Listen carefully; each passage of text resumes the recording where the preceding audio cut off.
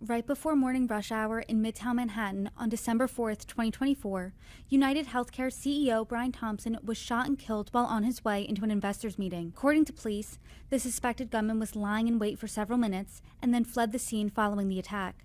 A nationwide manhunt ensued, and days later, 26-year-old Luigi Mangione was arrested at a Pennsylvania McDonald's and charged with Thompson's killing. Since he was accused of gunning down the healthcare CEO in broad daylight, Mangione has become a surprising cultural phenomenon. While most find the crimes Mangione has been accused of horrific, he has been branded as a modern-day Robin Hood by some who see the shooting as a stand against a corrupt and broken healthcare system. Mangione has pleaded not guilty to all charges against him.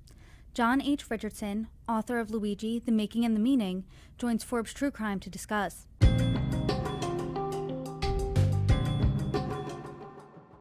Hi, everybody. I'm Brittany Lewis, the host of Forbes True Crime.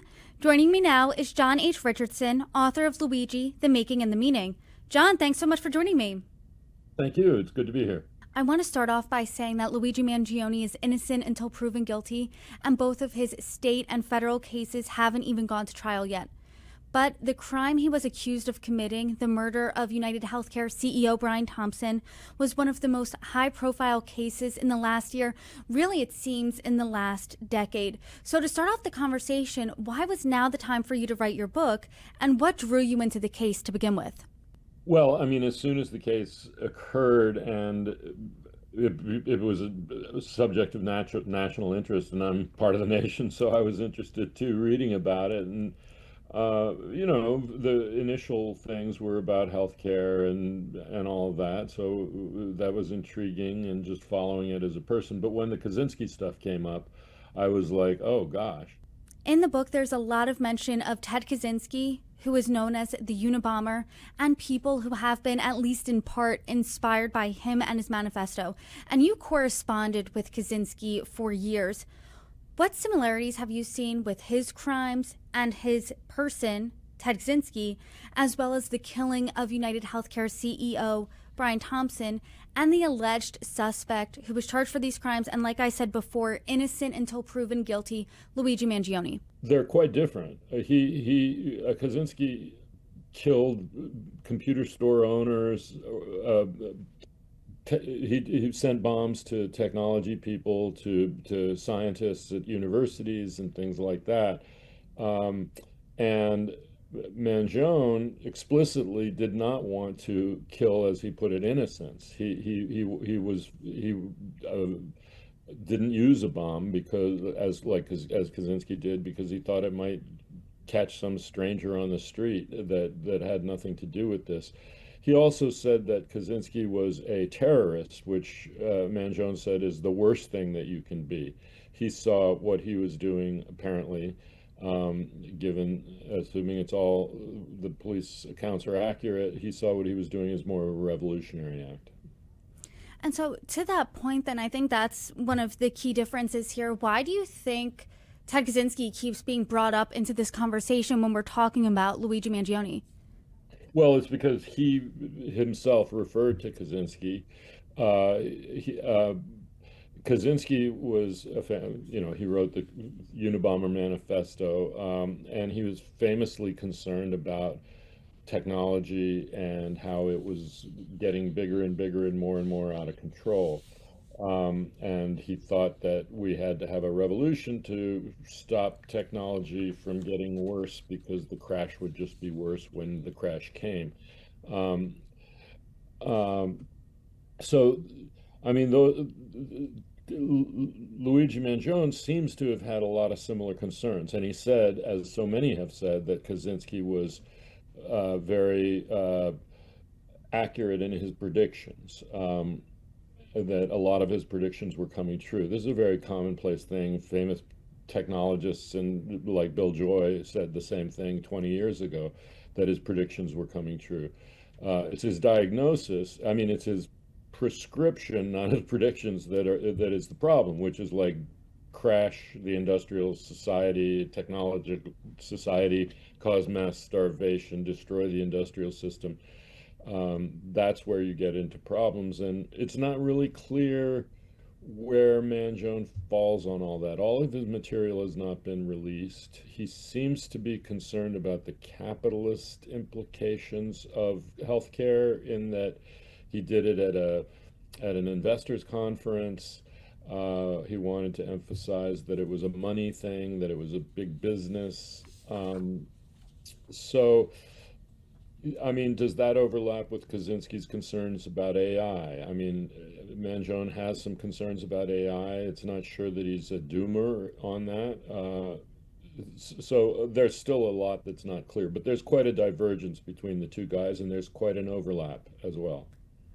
And according to social media, according to his Goodreads account, Mangione read The Industrial Society and Its Future, which is Ted Kaczynski's manifesto. And you, in your book, you combed through his social media postings, who he follows, his Goodreads reviews, the books that he wanted to or has read on Goodreads. There's healthcare related books, there's other things. He, as you said, is anti capitalist, it seems, based on these postings. Also, it seems that he's not beholden to one party or another. In his 27th birthday, 27 Things I'm Grateful For writing, he said he was grateful for both liberals and conservatives. I mean, when you looked at all of this, what surprised you the most? Well, I'm not a young person, so I guess what surprised me the most was the world that he lived in. This sort of online world of influencers and uh, podcast hosts, and also some very serious books of social analysis. He was interested in things like Guns, Germs, and Steel, which I'm reading myself right now. But theories of society, theories of social progress and collapse. Um, uh, yeah, I mean, to me, this is all a very alien world. Online. I mean, I'm a guy who doesn't listen to podcasts. I like to print them out and read them, old school. So, yeah, that was strange. But also, I would caution that in picking through his online um, traces, his footprints, digital footprints, it's a detective story. It really is, and it's a detective story where a lot of the clues are missing. And really, we have to wait for the trial, and we have to wait to hear a much more um, um, thorough airing of what everything is. I mean, one of the things to be considered is that the police have and the courts, prosecutors have released dribs and drabs of information. And as a mainstream guy, I have to say there's a reason for that, because you don't want to advocate for his cause by printing his manifesto and or all of that. There's a reason why newspapers and TV stations don't post pictures of people, of killers, uh, because it glorifies them and all of that. And there were a lot of conspiracies about why aren't they printing his picture, why aren't they printing his manifesto. Well, there's reasons for that. You're trying to be a responsible journalist and not cause more problems than you're reporting on. But the upshot of that is, like, 6 months into this case, as I was finishing this book, uh, police released a whole new batch of stuff that talked about his in more specifics about his feelings for Kaczynski, and in more specifics about his his attitude towards the crime that he's accused of, and what he did to protect it, and what his revolutionary ideas are. And we still don't have it all. And so it is hard to really put your finger on it. I would say he does seem sort of even-handed. He's got some right-wing attitudes and some left-wing attitudes, but more than that, he's trying to not be co-opted by one side or the other. He's very much interested in seeing both sides, or all sides, or a God's eye view, above the fray. Um, uh, I think that definitely seems to have been important to him, which is not what you expect in somebody who's going to go out and shoot somebody. It's a very strange case. And that's why I say at one point in the book, I would not be surprised, despite the preponderance of evidence, if somehow he was being framed by some assassin and was cooperating in this framing or something. It doesn't, the pieces don't all connect.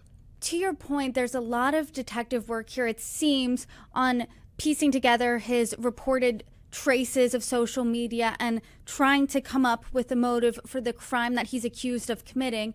But I want to read a part of your book. You write this, quote, "But in the end, pinning down Luigi's motive misses the point. Luigi's elusiveness is what really matters."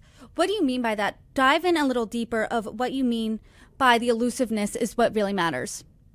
Well, I mean, I think there's a distinction between the people who are actually materially involved in the case and the case as a social phenomenon. And for people, for family members, for victims, it matters specifically. But but in a larger sense, his elusiveness is important because it's what lets the public from all sides and areas of the world sort of clue into him. He's not claimed by a party or a political approach. And that is who he is in a way, it seems, because he's always trying to, as people say these days, rise above the binary. He's always trying to see the big picture, not this one side or the other. And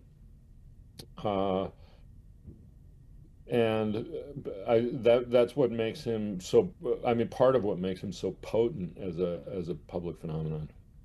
I want to talk about that public phenomenon a bit here because, I mean, he received national attention almost pretty much immediately when he was named a suspect. And we saw, I mean, the crime was Brian Thompson was walking almost during rush hour, a little before rush hour, on the streets of Manhattan. He was just a few blocks away from the Rockefeller Center Christmas tree during the Christmas season, and he was gunned down. But the reaction wasn't people mourning the loss of a father, mourning this terrible crime. There was a lot of online and even more so in-person cheering and celebrating the death. And people were gleeful. People were lionizing Luigi Mangione. People were saying he was a vigilante. Even to people saying, you know, I don't condone murder, but... And that was where people were going. And this wasn't even just on the fringes of the dark web. I mean, you were seeing this on a lot of places, in social media, online. I mean, what do you make of that? Well, an awful lot of it had to do with healthcare and it being such a primal and emotional issue in America. So, I mean, the fact that the victim was a healthcare CEO was sort of abstracted him from actually being a person in a way. I don't think that people were cheering, oh, this guy who grew up on a farm and went to college and became a big exec and has 2 kids got killed. It's a healthcare CEO got killed. And then there's the online thing. But as you point out, it wasn't all online, and there are there are people who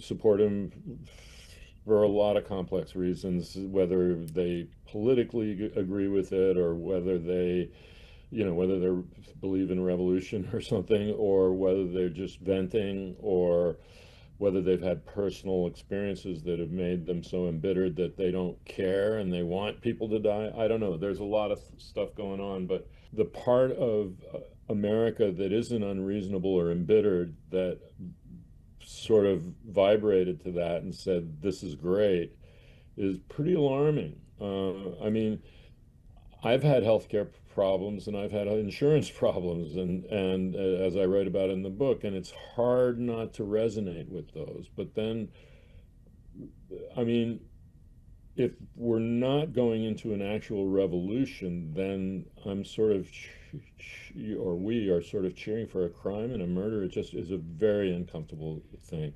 And you brought up Kaczynski earlier, and I mean, to me, this is like a mini version of what I call the Kaczynski moment, when you're like sort of facing Kaczynski's analysis and you're going, I don't disagree with him. You know, he seems pretty right about what he's saying about I mean, 30 years ago, he said, with AI, we will come to a point where we don't understand how it's reasoning. And we have a choice then. We can either let it do its thing and and just accept it, or we can shut it down, and we're not shutting it down. So we don't understand AI anymore. AI has gone beyond us. And the people are warning about the possible dangers of that. So I think that uh, um, the message that Luigi sends is equally destabilizing, because he's saying, you know, this is all wrong and an act of violence might change it. And if you agree with his message, then the act of violence sort of gets underneath your skin in a way. And it's like, ugh, did I just endorse an act of violence? With Kaczynski, it's more like, okay, I agree with his analysis. Yes, things are getting bigger and bigger and bigger. And when things get really big, they tend to fall apart. Um, does that mean I have to do something? And I think that's the state where I'm an old guy and I know that I'm probably not going to succeed at any revolution. But if I'm 25 and I think, well, it's all going to fall apart if somebody doesn't do something, maybe I'm the guy who has to do something. I mean, that seems sort of like what happened to me. And to that point, a lot of Americans have gripes with the healthcare industry. It transcends parties. We're seeing that play out right now during the government shutdown. A lot of Americans are one health issue away from it completely bankrupting them. But a lot of Americans, most Americans, I would say, draw the line at murder and say, this is an issue, but I'm deeply uncomfortable with celebrating someone who gunned someone down on the streets of Manhattan in almost broad daylight. And I think something that was disturbing that you pointed out in the book is that there were so many cheers of Free Luigi outside of the courtroom that 15 floors up, you could hear them. And you were there, you were outside the courtroom at points. And I want to talk about that atmosphere because you said a woman came to there for the spectacle, another came to support class solidarity, and those weren't the answers you were expecting. So talk to us about that atmosphere and what answers were you expecting, and how were you surprised by how it all played out? Well, I was expecting more the healthcare issue because that was like front and center. And I was surprised that the first person I went up to basically said, no, it's a class issue. It's a struggle against extreme capitalism. Uh, and I think there was a fair number of those people there who had, a sense of that this was, I don't know, they're both political acts, but one feels more commercial, I guess, than, uh, you know, I mean, those outside the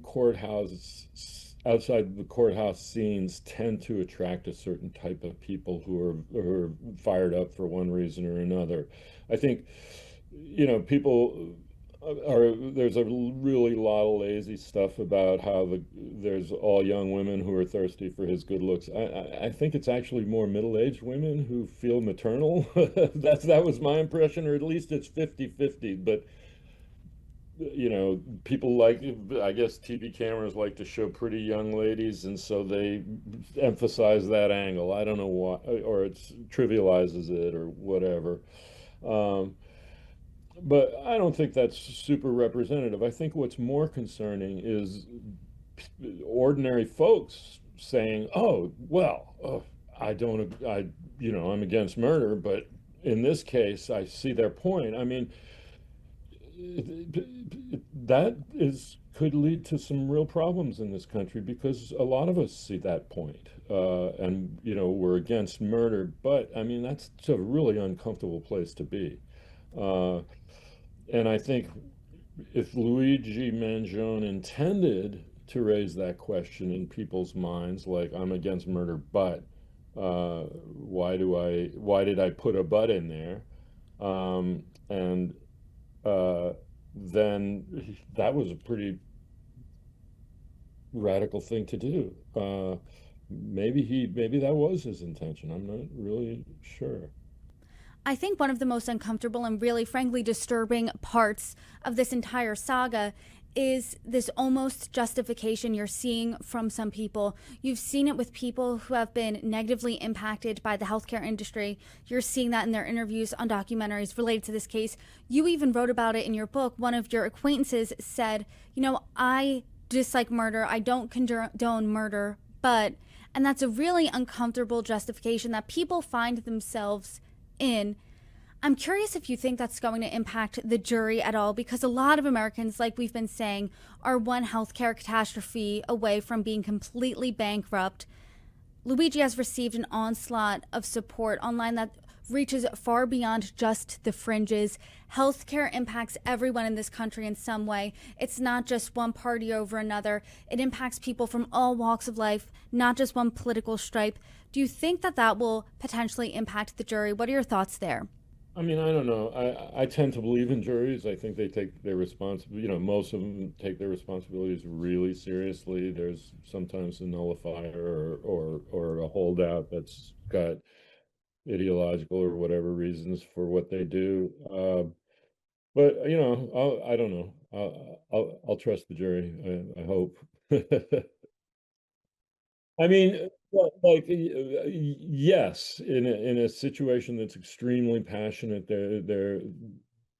there's a possibility of jury nullification. If the entire country felt we should have abolished the healthcare system, we might have 100% jury nullification. I don't know, but I still think a man is dead, and people are going to take that seriously and separate it from the political issue because it's one thing to guess on the internet, but uh, you're sitting in that courtroom staring in the family's eyes and stuff. I think it's harder to be glib or superficial.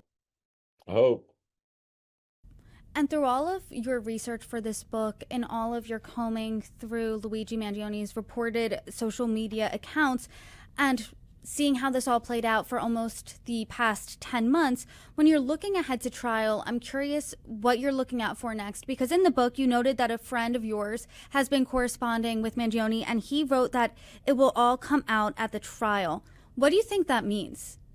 Well, I'm fascinated to find out. Yeah, I honestly don't know whether he meant that Luigi was intending to tell it all at the trial or that stuff comes out in the trial in general.